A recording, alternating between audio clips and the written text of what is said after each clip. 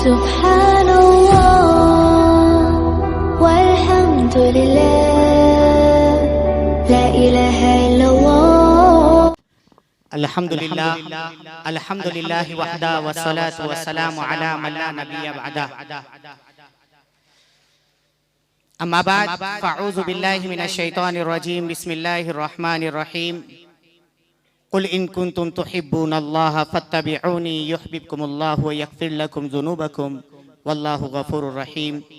Wa qala an-nabiy sallallahu alayhi wasallam la yu'minu ahadukum hatta yakuna hawahu taban lima ji'tu bihi aw kama qala alayhi salatu wassalam.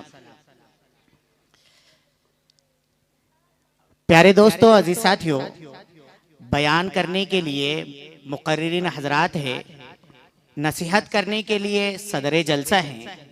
मैं जुम्मे में तो बोलते ही रहता, बयानात अपने होते ही बहुत सारे लोग सुनते रहते हैं। मैं चंद बातें आप हजरात के सामने कह रहा हूँ, उसको ध्यान से सुनिएगा। ज्यादा लंबी तकरीर नहीं करनी, बस प्रोग्राम के मकसद को बयान करना असल है। सबसे पहली बात तो ये है कि ये जो प्रोग्राम रखा गया, ये प्रोग्राम, इसमें क़िरात का मुजाहरा भी हो रहा है, इसी तरीके से नाते नबी भी पढ़ी जा रही है, और आखिर में इस्लाह मुआशरा के उन्वान पर मुकर्रिरीन हजरात आप हजरात के सामने तकरीरें भी करेंगे। मैं आपको बताऊं, ये प्रोग्राम करने में अल्लाह जज़ाए खैर दे हमारे जिम्मेदारों को, हमारे इन उलमा को जिन्होंने फिक्र की और एक प्रोग्राम तय किया। प्यारे दोस्तों, असल बात यह है कि जिंदगियां हमारी कैसी गुजर रही हैं और कैसे माहौल से हम गुजर रहे हैं और कैसे हालात हैं। रोजाना का सूरज अपने साथ कई फितने लेकर आ रहा है, इससे कोई भी नावाकिफ नहीं है, सबको पता है। बस जरूरत है इस बात की कि अमल कैसे हो जाए। इसमें एक दरमियान में बात और अर्ज कर दूं, उसको बहुत ध्यान से सुनिएगा। ये मजमा जो मर्दो हजरात का है, जिसमें तमाम अहबाब बैठे हुए हैं, ये मस्जिदों में तालीम के जरिए, मुलाकातों के जरिए, न जाने तमाम चीजों के जरिए से दीन की बातें सुनते रहते हैं। हमारी माओ बहनों तक दीन की बातें पहुंचाने के लिए अल्लाह जज़ाए खैर दे हमारे अहबाब को, कि जिन्होंने कि ये तय किया कि हजरत हमारे यहाँ पर मस्तूरात को भी जोड़ा जाए, पर्दे का इंतजाम रखा जाए। पर्दे के इंतजाम के साथ हमारी माओ बहनों के कानों में दीन की बातें पढ़े, वो सुनती रहती हैं। इज्तिमात हर हफ्ते अल्हम्दुलिल्लाह हमारे महल्ले में होते रहते हैं, उसमें हमारी मस्तूरात सुनते रहती हैं। लेकिन ये उलमा जो ऐसे चुनिंदा हैं, अल्लाह रब्बुल इज्जत ने ऐसी जिम्मेदारियां इन लोगों के कांधे पर डाल रखी हैं। कोई हदीस की खिदमत कर रहा है, कोई बुखारी पढ़ा रहा है, कोई हदीस का दर्स दे रहा है, कोई निजामत को संभाल रहा है। सारी चीजों को संभालने वाले लोग, उम्मत का दर्द गम रखने वाले लोग हमारे सामने आए, हमारे इन नौजवानों के बुलाने पर आए। अल्लाह इनको बेहतरीन जज़ाए खैर अता फरमाए। प्यारे दोस्तों, एतराज हो सकता है कि रात के वक्त में मस्तूरात को क्यों जमा किया जा रहा है, ये एतराज हो सकता है। हम आपके एतराज को वजह समझते हैं। मैं मसला नहीं बता रहा हूँ,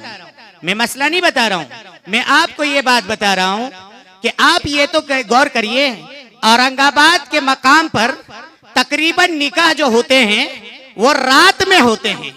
तकरीबन निकाह जितने होते हैं वो रात में होते हैं। उसमें तमाम मस्तूरात अपने महल्ले की हो या किसी और जगह पे प्रोग्राम हो, अगर फातिमा हाल में भी हैं वहां पर भी मस्तूरात जाती हैं। शाहरुर मियाँ की दरगाह में हो वहां पर भी मस्तूरात जाती हैं। अगर मस्तूरात को एक जगह पर पर्दे के इंतजाम के साथ जमा कर दिया जाए तो क्या बुरा हो जाएगा, क्या गलत हो जाएगा? आप खुद गौर करिएगा कि इन माओ बहनों तक के, इन उलमा के कलाम को पहुंचाने की और क्या सबील हो सकती थी। इसलिए ये जोड़ा गया है, मस्तूरात के लिए भी इंतजाम किया गया है। अगर किसी को एतराज हो वो अकेले में मिलकर कह सकता है, मजमे के अंदर इस बात को कहने की कोई इजाजत नहीं है। दूसरी बात, प्यारे नौजवानों, आज हमारा हाल, हमारा मुआशरा कहां से कहां गुजर गया। जिसको देखो, रात में मैंने पहले भी ये अर्ज किया, रात में 2 बजे रात में 2 बजे अकेला, कोई तारीफ के लिए नहीं कह रहा हूं, अपनी फजीलत नहीं बयान कर रहा हूं, पूरे मोहल्ले का चक्कर लगाता हूं, कई दिन तक लगाया, नौजवानों को ढूंढा, नौजवानों का हाल ये नजर आया, किसी के कानों में लीड है, कोई गेम में लगा हुआ है, कोई पबजी में लगा हुआ है, कोई फ्री फायर खेल रहा है, न जाने किन किन चीजों में लगे हुए हैं। बहुत दर्द हुआ, बहुत तकलीफ हुई। जो लोग इस्लाम सिखाने आए थे, जिस जिम्मेदारी जिनको दी गई थी गैरों को दीन सिखाने की, इस्लाम की तालीम बताने की, आज उन मुसलमानों का ये टाइम आ गया, हमारे नौजवानों के कानों में लीड नजर आती है। कहीं ऐसा ना हो कि कहीं मौत का फरिश्ता, बुलावे का फरिश्ता आ जाए और हमारी रूह कब्ज कर ले। कानों में लीड लगी हुई है, पटरी पर गुजर रहे हैं, ट्रेन आ रही है, वाकयात आप अखबार में पढ़ते होंगे, ट्रेन आ रही है, कान में लीड लगी हुई, उसको कुछ पता नहीं है क्या हो रहा है क्या नहीं हो रहा है। वल्लाहु आलम बिस्सवाब। वो बंदा क्या सुन रहा होगा, खबरों में लिखा हुआ था कि उसको ट्रेन ने उड़ाकर चली गई, उसको खबर तक नहीं हुई। ये नातिया प्रोग्राम खास तौर पर इसलिए हैं कि हमारे दिलों में प्यारे आका की मोहब्बत बसे, मोहम्मद मुस्तफ़ा की मोहब्बत बसे।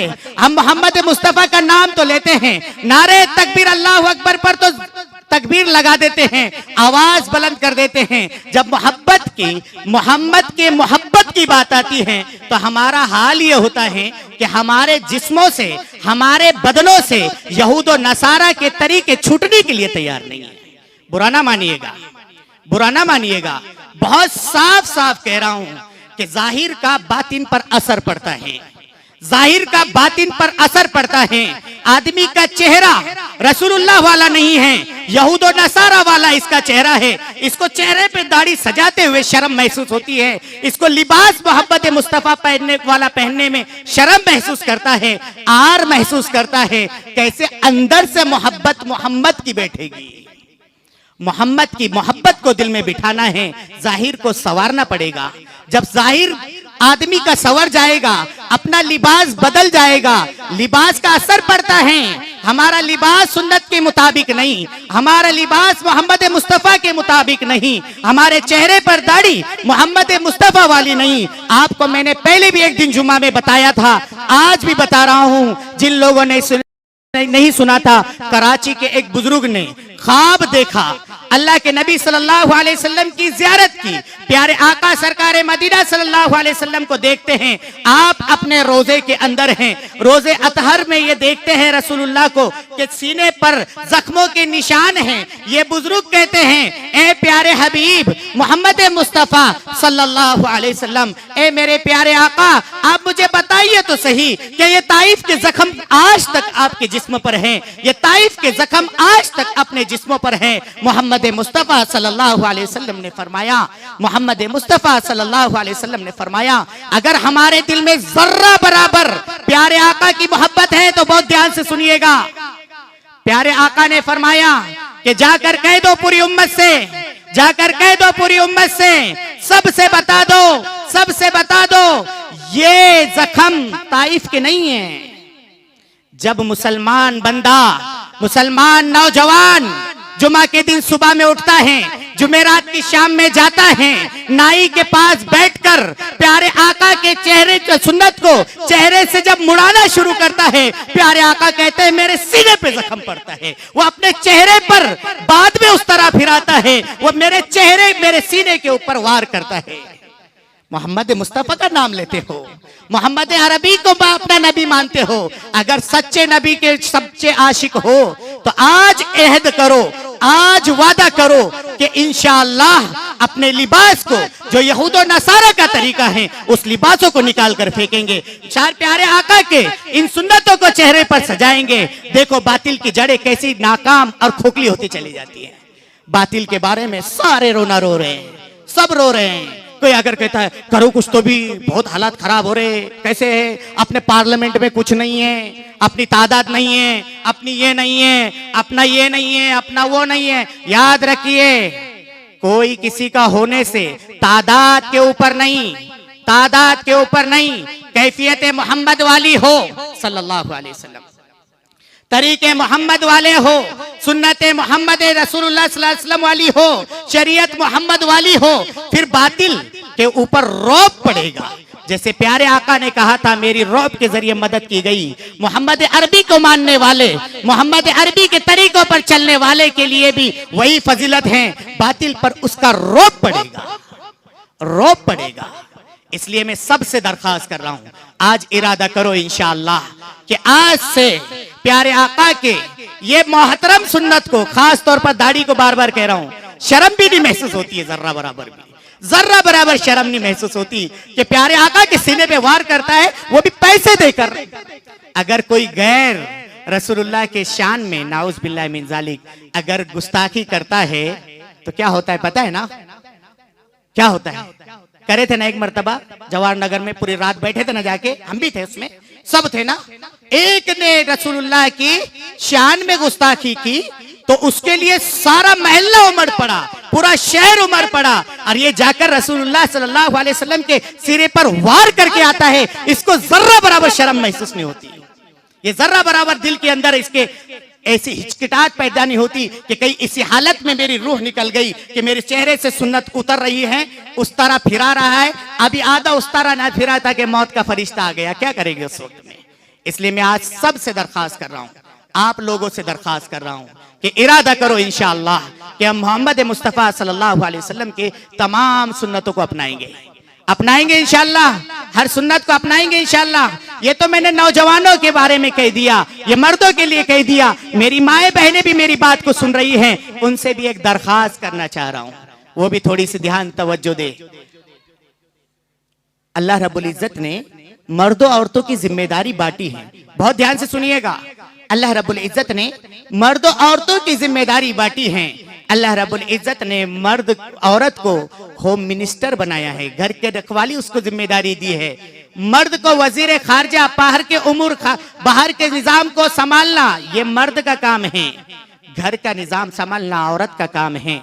औरत की जिम्मेदारी बनती है, माँ की जिम्मेदारी बनती है, बहन की जिम्मेदारी बनती है, घर के सास की जिम्मेदारी बनती है कि हम घर के अंदर कैसा माहौल बनाए रखे हैं।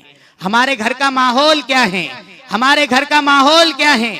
हमारे यहाँ तो पर्दे के नाम पर, पर्दे के नाम पर, नहीं नहीं इनसे क्या पर्दा करना, मेरा भाई है। मैंने पूछा कौन सा वाला है भैया? मेरा भाई है बोले। वो कौन सा है? मेरे चचेरे दादा के फुफेरे बहन का बेटा, इतना लंबा चौड़ा रिश्ता, वो भी बन गया। याद रखिएगा, पर्दा, सारे फितनों की जड़ यहाँ से आती है, सारी खुराफात की जड़ यहाँ से आती है। जब पर्दा हटता है, हया का पर्दा हटता है, तो सारे मसले खड़े होते हैं, यहाँ तक के इर्तिदाद तक की बात आ जाती है, मुर्तद होने का टाइम आ जाता है। आपको शायद पता ना हो, लेकिन जिनको मालूम है उनको मालूम है। मैं कोई उजागर नहीं कर रहा हूं, लेकिन सब मेरी बात को सुनिएगा, बहुत ध्यान से सुनिएगा। आज घरों से पर्दा निकला है, कोई पर्दा करने के लिए तैयार नहीं है। माँ बेटी का हाल ये है, बेटी वैसे ही निकल रही है, माँ पूछने के लिए तैयार नहीं, कहा जा रही, जा रही ना स्टोर पे, जा रही ना उधर, क्यों जा रही? जवान बेटी घर से निकल कर जा रही है, घर से निकल कर जा रही है, किस जगह पर जा रही है, क्या कर रही है? माँ को बोलने की हिम्मत नहीं है, माँ को उल्टा के जवाब दे रही है। ये माँ के बचपन की तरबियत की कमी है। जब बचपन में इसकी जिम्मेदारी थी, इसकी गोद में ये बच्ची खेलती थी, खेलता था, उस वक्त में इसने समझाना चाहिए था, उस वक्त में बताना चाहिए था, उसको दीन पढ़ाना चाहिए था, उसको घर के अंदर माहौल बनाना चाहिए था। घर में तालीम का माहौल बनाने के बारे में बार बार कहा गया।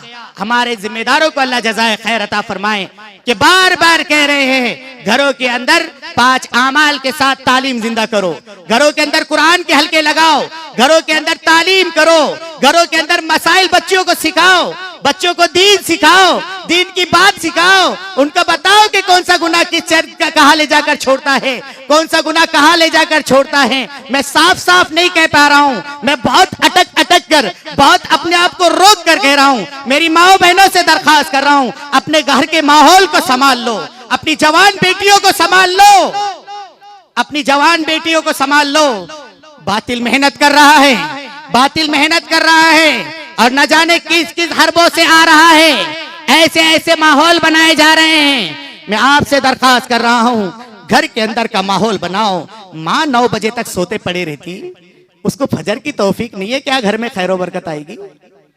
9 बजे रात हो रही, 2 बजे सुबह हो रही, 10 बजे चाय पानी, 12 बजे पूछो फोन करके, अरे भाई कहाँ है तुम? अभी उठा था मैं। अच्छा घर पे नहीं, अभी चाय पानी चल रही। ओहो अफसोस, मुसलमान मोहम्मद मुस्तफा का मानने वाला, वो बंदी जो मोहम्मद मुस्तफा को नबी मानती हैं, प्यारे आका को नबी मानती हैं, माँ आयशा के अहवाल को पढ़े, माँ खदीजा के अहवाल को पढ़े, तमाम उम्महातुल मोमिनात के अहवाल को पढ़े, तमाम सहाबियात के अहवाल को पढ़े, अपने बच्चों को बच्चियों को सिखाए, अपने बच्चों को समझाए, तो फिर देखो घर का माहौल कैसा बनता चला जाता है। इसलिए मेरी माओ बहनों से अदबन दरखास्त है, खास तौर पर 5 वक्त की नमाज की पाबंदी, खास तौर पर 5 वक्त की नमाज की पाबंदी और अपनी बच्चियों की देख रेख। ये बातें तो मैंने चंद इशारे कर दिए ताकि ये बाद वाले हजरात जो आएंगे तो इसी की रोशनी में इंशाअल्लाह हमको कुछ नसीहतें करेंगे। तो दुआ करिए अल्लाह रब्बुल इज्जत हमें सही सही समझने की, इन बातों को सही सही समझने की और अमल करने की तौफीक अता फरमाए, जमकर बैठने की तौफीक अता फरमाए। अभी तो बहुत सारी चीजें बाकी है। आपसे अदबन दरखास्त है, जो हजरात उधर खड़े हुए हैं ना, ये जितने भी खड़े हुए हैं, उन सब से मेरी दरखास्त है कि मजमे में आकर बैठे।